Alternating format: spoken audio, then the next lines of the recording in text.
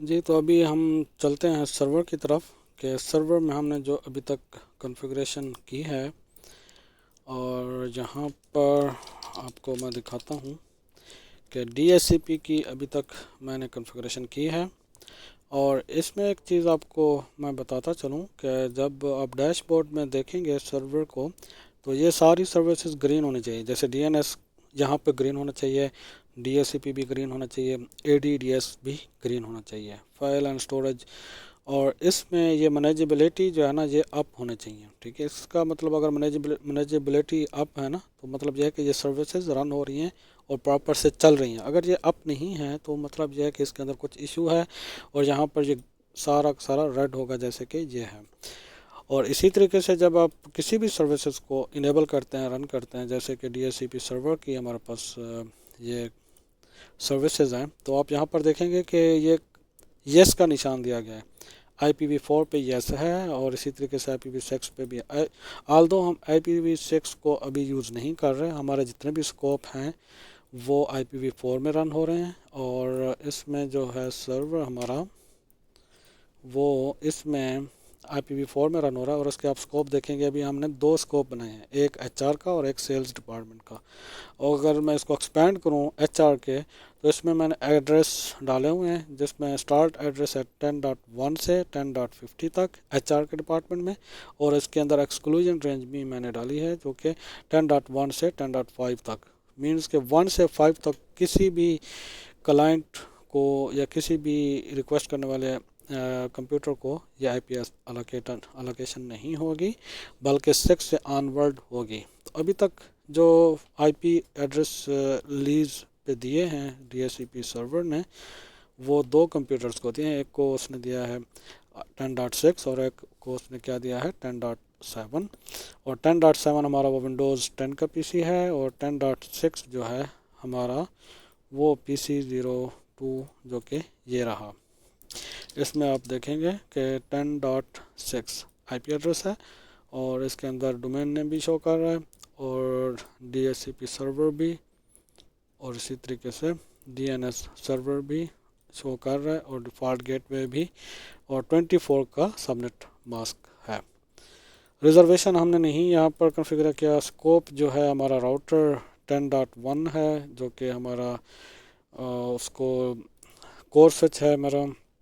जैसे कि मैंने आपको दिखाया था, कोर स्विच की जो VLAN 10 है, वो HR डिपार्टमेंट, जो ये हमारा HR डिपार्टमेंट है, इसका गेटवे बनेगा। ठीक है, ये एक इम्पोर्टेंट पॉइंट है, आपको समझने की ज़रूरत है। इसी के ऊपर मैं ज़्यादा एम्फेसिस कर रहा हूँ, क्योंकि जो कोर स्विच है वो बेसिकली इन सारी डिवाइसेस का डिफ़ॉल्ट गेटवे बनेगा।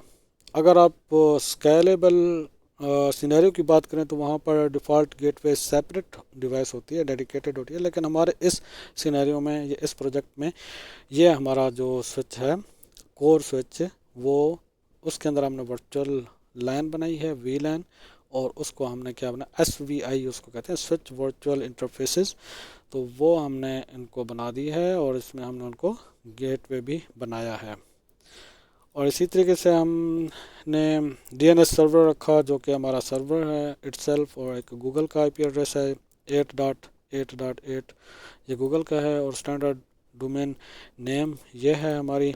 और अगर मैं डोमेन नेम को NS लॉकअप करता हूँ, तो इसका IP एड्रेस भी हमें मिलेगा।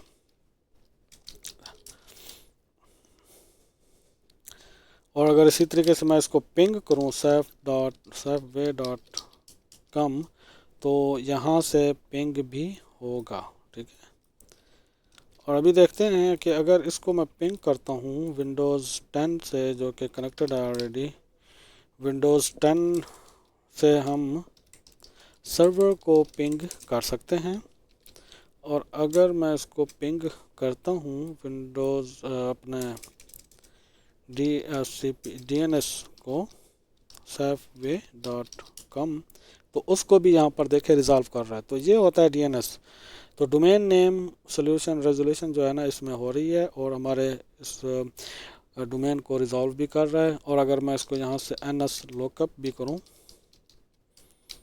और safeway.com, तो वो यहाँ पर आईपी एड्रेस भी उसका दिखा देगा, जो कि हमारा सर्वर का आईपी एड्रेस है।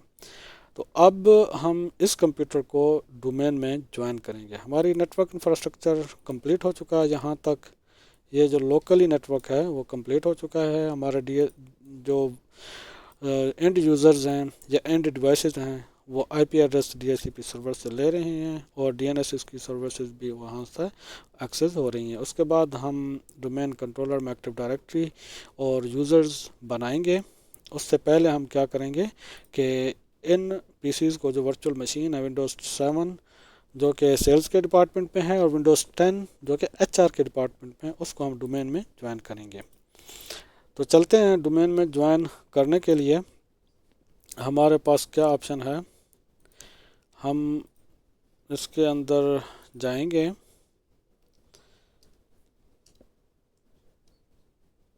कंप्यूटर में,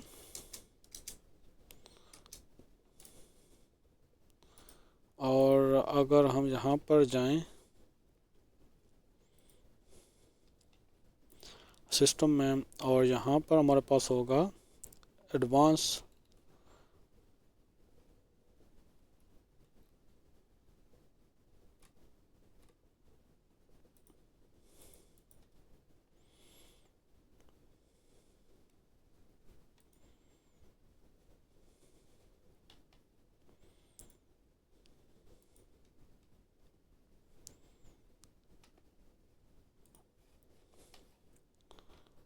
सबसे पहले मैं यहाँ पर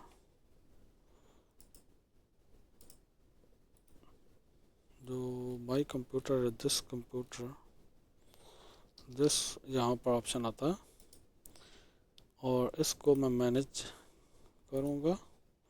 मैनेज नहीं बल्कि मुझे प्रॉपर्टी में जाना है इसकी। तो दिस पीसी की प्रॉपर्टी में जाऊँगा तो मेरे पास इस तरह का जब पेज ओपन हो जाएगा जिसके कहते हैं सिस्टम के अंदर। अगर मैं कंट्रोल पैनल में जाऊं तो फिर मुझे मिलेगा कंट्रोल पैनल में, सेटिंग में नहीं। और यहाँ पर मुझे सिस्टम की सेटिंग्स में मिलेगा। यहाँ पर सिस्टम में जाऊँगा ना तो वो सेम पेज ओपन हो जाएगा। और अब यहाँ पर मैं चेंज करूँगा कंप्यूटर का नेम और यहाँ पर फिर चेंज करूँगा। और आप यहाँ पर कंप्यूटर का नाम भी रख सकते हैं। अब इसका नेम हम सेम रखेंगे एचआर डिपार्टमेंट के नाम से। डेस्कटॉप को डेस्कटॉप ही रहने देते हैं। एचआर फिर डिपार्टमेंट फिर जो है ना पीसी कर देते हैं, ठीक है। और इसको डोमेन सेलेक्ट करेंगे यहाँ पर और फिर जो डोमेन नेम है safeway.com वो हम इसको सेलेक्ट करेंगे। कंप्यूटर का जो नेम है वो 15 डिजिट से बढ़ रहा है ऑल्दो वो फिर भी हमें। और ये जो कंप्यूटर नेम है वो डोमेन का एडमिनिस्ट्रेटर मीन के सर्वर का पासवर्ड मांग रहा है, एडमिनिस्ट्रेटर। फिर इसका पासवर्ड जो आपने रखा है विंडोज़ सर्वर का,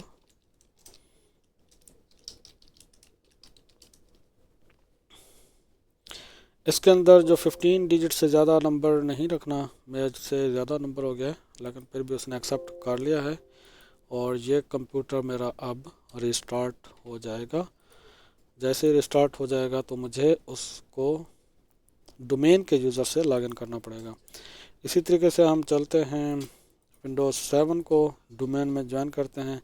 उसके लिए कंप्यूटर से राइट क्लिक और फिर प्रॉपर्टीज़ में जाना है। फिर यहाँ पर जो सिस्टम की सेटिंग्स है वो ओपन हो जाएगी। फिर चेंज सेटिंग करेंगे और यहाँ पर भी कंप्यूटर का नेम मैं रख लेता हूँ सेल्स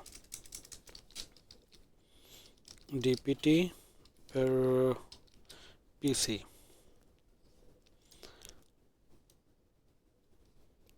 ओके, इतना काफ़ी है मेरे ख्याल में। और फिर हम safeway.com और फिर यहाँ पर हमसे वही हम जो यूज़र नेम है एडमिनिस्ट्रेटर यूज़ करेंगे और सेम पासवर्ड जो कि विंडोज़ सर्वर का डोमेन कंट्रोलर का। ये चीज़ याद रहे आपको कि जैसे ही आप डोमेन को ज्वाइन करेंगे आपने वहाँ पर आपने डोमेन कंट्रोलर का यूज़र नेम जो एडमिन का है वो यूज़ करना है और पासवर्ड भी वो यूज़ करना है, लोकल कंप्यूटर का नहीं। अब ये आपका कंप्यूटर लोकल नहीं रहा, वो डोमेन में ज्वाइन हो चुका है, ये भी और विंडोज़ 10 भी। अब रिस्टार्ट होके आ गया है। अब मैं आपको यहाँ पर दिखाऊंगा। तो यहाँ पर जो है अब ये लोकली एक्सेस नहीं होगा।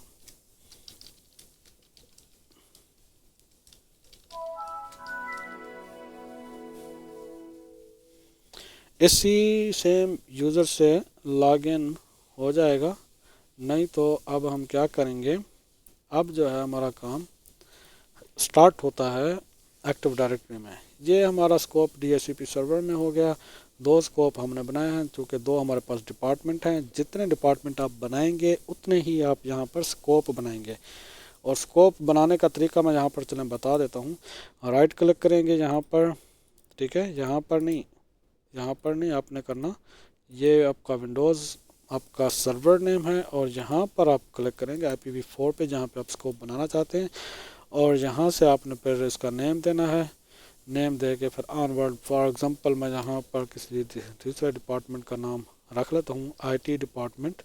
फिर आप क्लिक करेंगे और यहाँ पर IP एड्रेस आप रेंज देंगे, स्टार्ट वाला और एंड वाला। 30 का डिपार्टमेंट मैं रखता हूँ, 50 एंड यूज़र तक।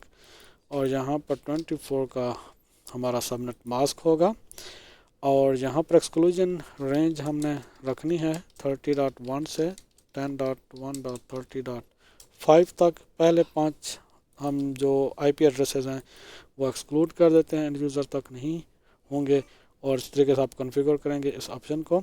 और यहाँ पर आपने राउटर का IP एड्रेस ऐड करना है, जो कि हमारा अभी तक हमने ये VLAN नहीं बनाई, लेकिन जो VLAN हमारी बनेगी उसको यहाँ पर हम ऐड करेंगे, जो कि हमारा डिफ़ॉल्ट गेटवे होगा उस डिपार्टमेंट के लिए।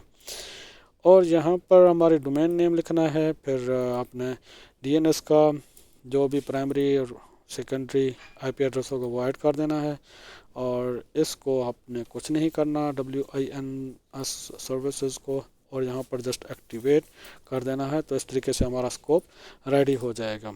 और अगर इस तरीके से आपके पास एक्सक्लेमेशन मार्क आता है तो उसको आपने एक बार डीएक्टिवेट करना है। डीएक्टिवेट कर लेने के बाद दोबारा उसको एक्टिवेट करेंगे तो आपकी ये जो सर्विस है वो एक्टिव हो जाएगी यूज़र के लिए या एंड डिवाइसेस के लिए। तो ये रहा आपकी DHCP की कॉन्फ़िगरेशन। इस तरीके से आपने कर लेनी है। और इसको मैं अभी कैंसिल करता हूँ। अब आते हैं, अब टूल्स में जाते हैं। और इससे बढ़ के एक और चीज़ मैं आपको बता दूं, आप डोमेन कंट्रोलर में DHCP सर्विसेज, DNS की सर्विसेज और active directory and domain services जो है ना, वो आपने इंस्टॉल कर लेनी है कंप्यूटर में सबसे पहले। तो अब चूंकि मेरे पास इंस्टॉल्ड है, मैं कंप्यूटर यूज़र्स में जाता हूं और आप देखते हैं जो हमने यूज़र्स क्रिएट किए यहाँ पर मेरे पास शो हो जाएंगे। अब ये मेरा कंप्यूटर्स हैं और ये दो कंप्यूटर मैंने ऐड किया, एक HR डिपार्टमेंट का और एक सेल्स डिपार्टमेंट का। ठीक है, देखिए उसने 15 डिजिट उठा लिया खुद ब खुद और PC वाला डिजिट उसने निकाल दिया। तो ये कंप्यूटर हमारे पास ऐड हो चुके हैं डोमेन में। अब जो है हमारा टास्क है कि यहाँ पर हमारे पास दो डिपार्टमेंट हैं, दोनों डिपार्टमेंट का हम OU बना लेंगे, जिसे कहते हैं, यहाँ पर हम राइट क्लिक करेंगे और आपने यहाँ पर न्यू, एक तो ग्रुप होता है और एक होता है ऑर्गेनाइजेशनल यूनिट। ठीक है, हमारे पास दो ऑर्गेनाइजेशन है ना, जैसे कि एक HR का ऑर्गेनाइजेशन है और एक सेल्स की ऑर्गेनाइजेशन है। तो दो हम यहाँ पर सबसे पहले HR की ऑर्गेनाइजेशन यूनिट बना लेते हैं और इसी तरीके से फिर राइट क्लिक करेंगे और न्यू में जाएंगे और फिर ऑर्गेनाइजेशनल यूनिट जो कि सेल्स डिपार्टमेंट के लिए होगी। और अब जो है ना, जहाँ पर आपने न्यू यूज़र बना लेना है HR के लिए, मैं मिसाल देता हूँ सैफ की, और यहाँ पर सैफ डॉट समथिंग आप नाम रख सकते हैं, जो कि ये इसका लॉगिन होगा। मैं जस्ट सिंप्लिसिटी के लिए सैफ ही रखता हूँ, saif@safeway.com इसका यूज़र लॉगिन होगा और ये इसका यूज़र का पाथ होगा। और इसको नेक्स्ट करेंगे। पासवर्ड आप सेलेक्ट करेंगे, यूज़र मस्ट चेंज पासवर्ड, इसको अनचेक कर देना है अगर आप चाहते हैं कि वो चेंज ना करे। और अगर आप चाहते हैं कि उसका पासवर्ड चेंज वो ना कर सके तो आपने वो भी यहाँ पे सेलेक्ट कर लेना है। और यहाँ पर मैं पासवर्ड रख देता हूँ saif123 saif123। कोई भी अपनी आसानी के लिए पासवर्ड रख सकते हैं। यहाँ पर कह रहा है जी does not meet password policy requirement, तो हम दोबारा पासवर्ड चेंज करते हैं। उसमें एक कैपिटल लेटर और फिर एक स्पेशल कैरेक्टर आपने ऐड करना है, तब जाके आपका पासवर्ड करेक्ट होगा। फिर भी नहीं हो रहा क्योंकि 8 मिनिमम लाजम होने चाहिए और हमारे पास 8 नहीं है। तो मैं क्या करता हूँ, एक डिजिट बढ़ा देता हूँ और अब भी हमारे पास check the minimum password length ही नहीं है। कितने डिजिट आ रहे हैं, 4 5 6 7 8 9 10 10 तो आ रहे हैं इसमें डिजिट हमारे पास, फिर भी क्यों नहीं लेंथ। चलें, welcome@123 रखते हैं, welcome@123 welcome@123 फिर welcome@123। होपफुली नहीं बना, मुझसे किसी तरीके से कैंसिल हो गया। मुझे दोबारा यहाँ पर, आप यहाँ पर डायरेक्ट भी किसी OU में जाके आपने यहाँ पर डायरेक्ट भी एक्सेस कर सकते हैं। और फिर मैं अपना नाम रख लेता हूँ यहाँ पर सिंप्लिसिटी के लिए, अपना नाम भी यूज़ कर लिया हुआ है, इमरान। यहाँ पर अनस रख लेते हैं नाम और फिर यहाँ पर अनस सेम रखेंगे। और यहाँ पर ANSS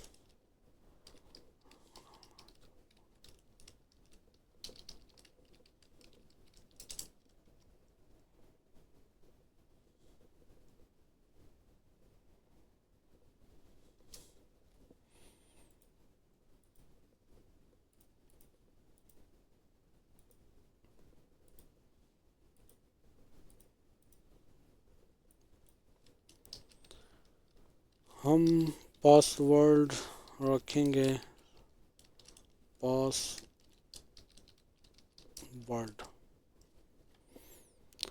तो एक यूज़र हमने बना लिया OU का, और इसी तरीके से हम दूसरा यूज़र बनाएंगे न्यू यूज़र सेल्स का। इसमें अनीस कर लेते हैं और अनीस पासवर्ड भी हम रख लेते हैं इसका, जो कि होगा हमारा पासवर्ड।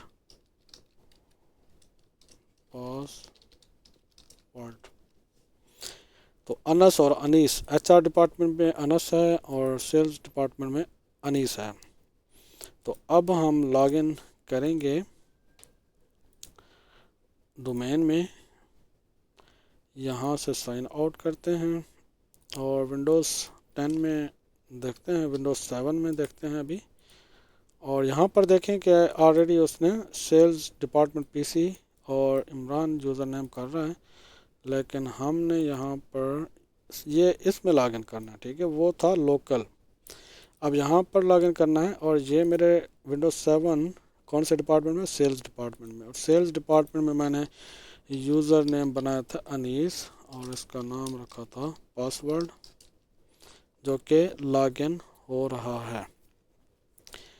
हाँ जी, प्रिपेयरिंग टू रिस्टार्ट चला गया तो मतलब लॉगिन हो चुका है सक्सेसफुली।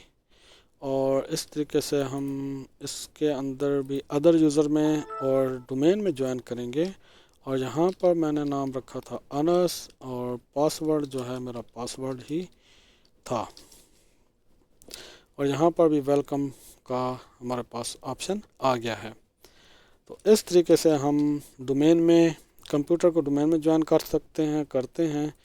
और फिर डोमेन ज्वाइन करने के बाद हमने विंडोज़ सर्वर में डोमेन कंट्रोलर में हमने यूज़र क्रिएट किए, OU ऑर्गेनाइजेशनल क्रिएट किया, जो कि हमारा ऑर्गेनाइजेशनल यूनिट बाद में बहुत इम्पोर्टेंटली काम आएगा। और फिर हमने इस कंप्यूटर को डोमेन से ज्वाइन किया और इस कंप्यूटर को भी फिर उन्हीं कंप्यूटर को हमने जो यूज़र बनाए थे रिस्पेक्टिव डिपार्टमेंट में, हमने उसको डोमेन में लॉगिन किया और हमारे जो यूज़र हैं सक्सेसफुली डोमेन में लॉगिन हो चुके हैं। विंडोज़ 7 का जो यूज़र है वो आ चुका है हमारे पास, विंडोज़ 10 का भी यूज़र आ चुका है हमारे पास। आप देखेंगे ये जो यूज़र्स हैं हमारे सर्वर से एक्सेस कर रहे हैं।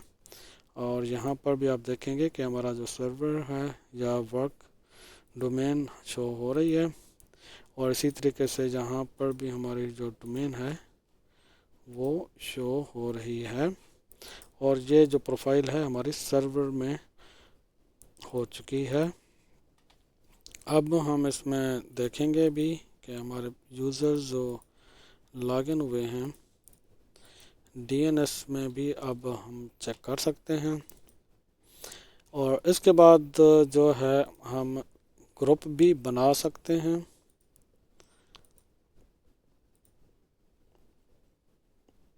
देखें ये जो कंप्यूटर्स इसमें डोमेन के साथ ज्वाइन हुए उनका IP एड्रेसेस हैं, ये HR का और ये सेल्स का कंप्यूटर्स हैं। इस तरीके से हमारे जो DNS सर्विसेज है इस विंडोज़ सर्वर में प्रॉपर से रन हो रही हैं, सक्सेसफुली रन हो रही हैं। DHCP की सर्विस भी और DNS की भी। अभी हमने इसको फर्दर एक्टिव डायरेक्टरी के अंदर हमने काम करना है। जो ऑर्गेनाइजेशनल यूनिट बनाया है ना हमने, इसके अंदर हमने पॉलिसी, यूज़र पॉलिसी हमने बनानी है। और फिर हमने इसके अंदर रिस्ट्रिक्शंस कुछ रखनी है और ग्रुप बनाने हैं जो कि डेडिकेटेड ग्रुप हो सकते हैं किसी भी डिपार्टमेंट में। और उनके स्पेशल उनको एक्सेस होगा, प्रिविलेज एक्सेस होगा, किसी को लीस्ट प्रिविलेज एक्सेस होगा। तो इस तरीके से हम इसको वो क्या कहते हैं रैक रोल बेस्ड एक्सेस जो होता है ना, access control role based access control system जो होता है उसकी हम इम्प्लीमेंटेशन इसके अंदर करेंगे।